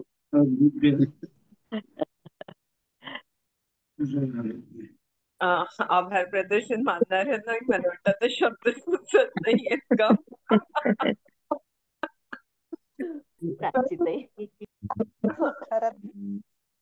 याचं म्हणजे रेकॉर्डिंग मला मिळेल का ग ऋता? ताई मिळेल हो, तुम्हाला. हो. हा, कारण काय झालंय, काही जण जॉईन होऊ शकली नाही, तर त्यांनी सांगितलं आम्हाला रेकॉर्डिंग पाठवा. नमस्कार. पुन्हा पुन्हा या. नक्की नक्की नक्की. परत परत ऐकावं असं वाटतंय. धन्यवाद ताई. धन्यवाद. प्राचीताई बोला ताई, तुम्ही तुम्ही. अगदी ओघवत्या भाषेत इतकं सुंदर सांगितलं आणि म्हणजे तुमचं आत्ताचं रूप आणि तुम्ही जे सांगत होता त्याच्यात इतकं एकरूपता होती की खरंच संपू नये असं वाटलं. म्हणजे अप्रतिम, आणि ते अभ्यासाचं तेज तुमच्या चेहऱ्यावर दिसतंय. त्यामुळे तुम्हाला खूप नमस्कार. आणि नंतर ऋताताईंकडनं नंबर घेईन आणि हो बोलेन हो, तुमच्याशी. जरूर Yes. जरूर जरूर. नक्की. तुमच्या या परत- शब्दांनी मला आणखी बळ आलेलं आहे सगळ्यांच्या, आणि आणखी मला करावंच असं नक्कीच वाटतं. आपण आपल्या समूहातर्फे आभार तर मानू, मग तुम्ही लोक बोला. प्राचीताई बोला. नमस्कार आरतीताई. खरं तर आज तुम्हाला परत एकदा ऑनलाईन बघून आणि ऐकून खूप खूप मस्त वाटलेलं आहे. खूप छान दिसतात तुम्ही आणि खरंच अरे सगळेजण म्हणतात त्याचं आणि बाई यांच्याबद्दल तर खरंच अनेक गोष्टी मला स्वतःला माहिती नव्हत्या, की जसं की त्यांचा जन्म घटस्थापनेचा होता हे माहिती नव्हतं. नंतर आम्हाला काय फक्त मांडे भाजणारी आणि ताटी उघडा ज्ञानेश्वरा एवढं बरोबर बरोबर. माहिती होती. खूप काही त्यांच्याबद्दल मला तरी माहिती नव्हतं. नंतर तुम्ही मगाशी जेव्हा जो देहांत प्रायश्चित्ताचा प्रसंग उभा केला ना, अक्षरशः डोळ्यांच्या कडा पाणावल्या होत्या. म्हणजे रडायचंच बाकी होतं. गळगळ गळगळ असं झालं. आणि म्हणजे शिकवण दिली जी ज्ञानेश्वरांनी की काही गोष्टी समाजासाठी किंवा लौकिक दृष्ट्या त्या गोष्टी होण्यासाठी कराव्या लागतात. कधी आपल्याला त्या पसंत पडो अथवा न पडो. हे पण एक छान त्याच्यातून म्हणजे आपण हे शिकण्यासारखं म्हणून मी हा पॉइंट एक घेतला. मला आवडला. नंतर संयम मुक्तीचा जो तुम्ही सांगितला की त्यांनी सांगितलं होतं की वणव्यासारखी ती बोलली तिथे गेली जेव्हा ब्रह्मवृंदांकडे तर त्या बोलल्या असत्या तर खरंच वणवा पेटला असता. पण तो जो संयम आहे तो म्हणजे तो आपण घेण्यासारखा आहे त्यांच्याकडून. नंतर तुम्ही जो विचार मगाशी मांडला चांगदेवांच्या बाबतीत की निद्रिस्त समाजाला त्यांनी जागं केलं. खरोखर तो पण एक पटण्यासारखा आहे. म्हणजे आपण लौकिक बाहेर बघितलं तर मृत प्रेत आहेत ते. पण त्याच्या मागची जी भावना आणि तुम्ही जे सांगितली ती पण एक मनाला पटली. आणि शिवाय गुरु शिवाय ज्ञान नाही हा एक तुमचा विचार खरंच आहे आणि योग्य आहे. ते गुरु नसेल तर किती पपटपंची करा त्याला योग्य दिशा जर नाही काहीच समजू शकत नाही.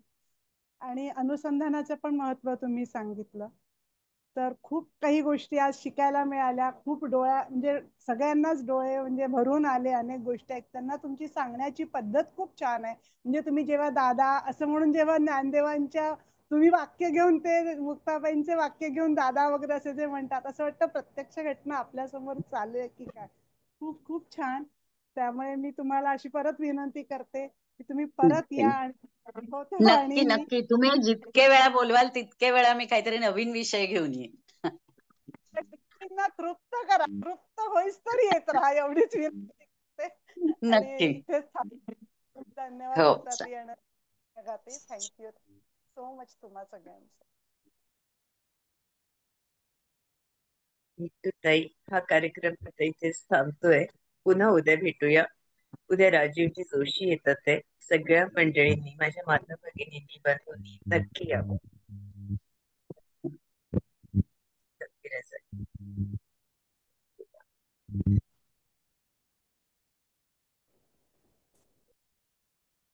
खूप छान. अप्रतिम. सर्व विद्यार्थ्यांना खिळवून ठेवलं एका ठिकाणी.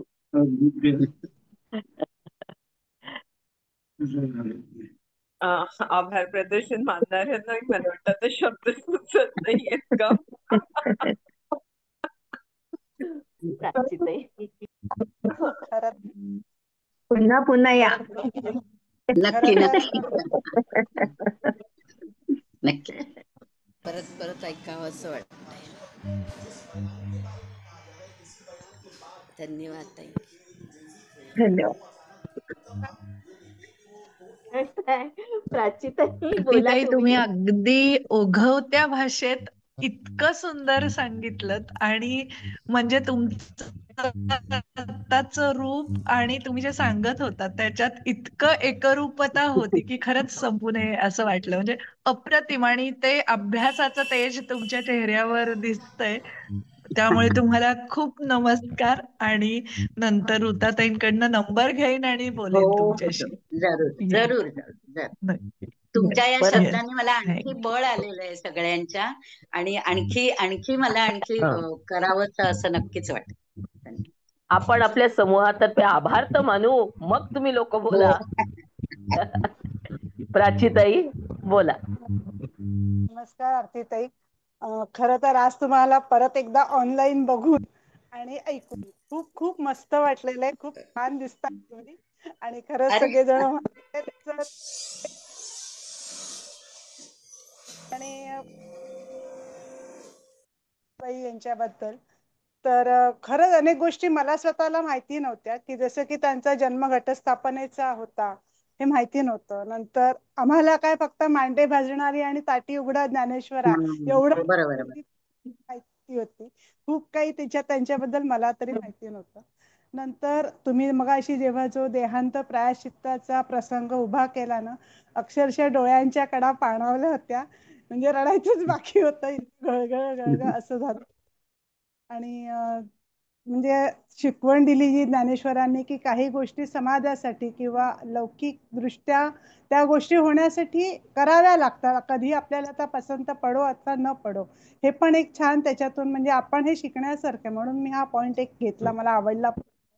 नंतर संयम मुक्तीचा जो तुम्ही सांगितला की त्यांनी सांगितलं होतं की वणव्यासारखी ती बोलली तिथे गेली जेव्हा ब्रह्मवृंदांकडे, तर त्या बोलल्या असत्या तर खरंच वणवा पेटला असता. पण तो जो संयम आहे तो म्हणजे तो आपण घेण्यासारखा आहे त्यांच्याकडून. नंतर तुम्ही जो विचार मगाशी मांडला चांगदेवांच्या बाबतीत की निद्रिस्त समाजाला त्यांनी जागं केलं, खरोखर तो पण एक पटण्यासारखा आहे. म्हणजे आपण लौकिक बाहेर बघितलं तर मृत प्रेत आहेत ते, पण त्याच्या मागची जी भावना आणि तुम्ही जी सांगितली ती पण एक मनाला पटली. आणि शिवाय गुरुशिवाय ज्ञान नाही हा एक तुमचा विचार खरंच आहे आणि योग्य आहे. ते गुरु नसेल तर कितीही पोपटपंची करा, त्याला योग्य दिशा जर नाही काहीच समजू शकत नाही. आणि अनुसंधानाचं पण महत्व तुम्ही सांगितलं. तर खूप काही गोष्टी आज शिकायला मिळाल्या. खूप म्हणजे सगळ्यांनाच डोळे म्हणजे भरून आले. अनेक गोष्टी ऐकताना तुमची सांगण्याची पद्धत खूप छान आहे. म्हणजे तुम्ही जेव्हा दादा असं म्हणून जेव्हा ज्ञानदेवांच्या तुम्ही वाक्य घेऊन ते मुक्ताबाईंचे वाक्य घेऊन दादा वगैरे असे जे म्हणतात, असं वाटतं प्रत्यक्ष घटना आपल्या समोर चालू आहे की काय. खूप खूप छान. त्यामुळे मी तुम्हाला अशी परत विनंती करते की तुम्ही परत या आणि नक्की नक्की, तुम्ही जितके वेळा बोलवाल तितके वेळा मी काहीतरी नवीन विषय घेऊन येईन. तृप्त करा, तृप्त होईस तरी येत राहा एवढीच विनंती करते. आणि नक्की. इथेच धन्यवाद हो. तुमचा येणं. ताई, हा कार्यक्रम आता इथेच थांबतोय. पुन्हा उद्या भेटूया.